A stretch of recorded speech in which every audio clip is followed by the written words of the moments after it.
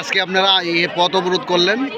আমরা পথ অবরোধ করছি কারণ আমরা মিড ডে মিলে বেতন একটু বাড়ানোর লাগিয়া রাস্তা অবরোধ করছি আমরা। তো প্রশাসনের পুলিশ প্রশাসনের লোকরা আইসেনি আপনাকে? আইসে কিতা কইছে তারা? আপনারা দাবি মানছেনি? এখনো পর্যন্ত মানছে না স্যার।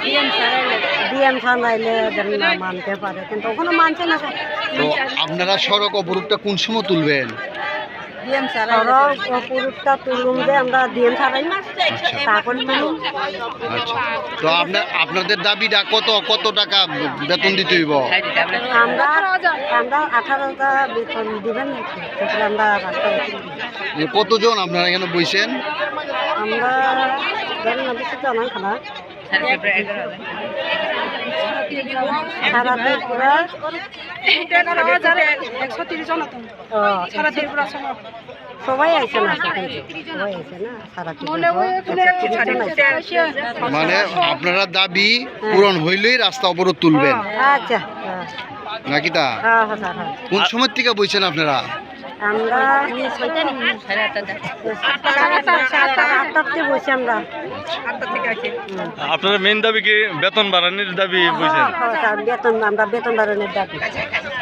কিন্তু ডাইরেক্টরের কাছে আমরা গেছি, কিন্তু মুখ্যমন্ত্রীর কাছে আমরা মুখ্যমন্ত্রীর কাছে বলি তো আমাদের বেতন দেন, কিন্তু আমাদের কোনো রেজাল্ট নেই। আমরা চাইতেছি 18 টাকা দিবেন। আমরা মাঝে আমরা 12 মাস ডিউটি করে স্যার আমাদের কি মানে 10 মাসে বেতন পাইতেছে। প্রশাসন সরকার সবাই 12 মাস ডিউটি করে 13 মাস বেতন পাইতেছে। আমরা 12 মাস ডিউটি করে 10 মাস বেতন পাইতেছে। 12 মাস করে 13 মাস সবাই না, আমরা পাই না। আপনারা সরকার পাইতেছে। আপনারা স্যার প্লিজ আপনারা যে বাজার থেকে পাইতেছে এই বাজার থেকে আমরা খাইতেছি। এটা মানে এটা এই কথা কইতে পারেন, এটা মানে এই কথা আপনার লজিক আছে, যুক্তিগত আছে, ঠিক আছে।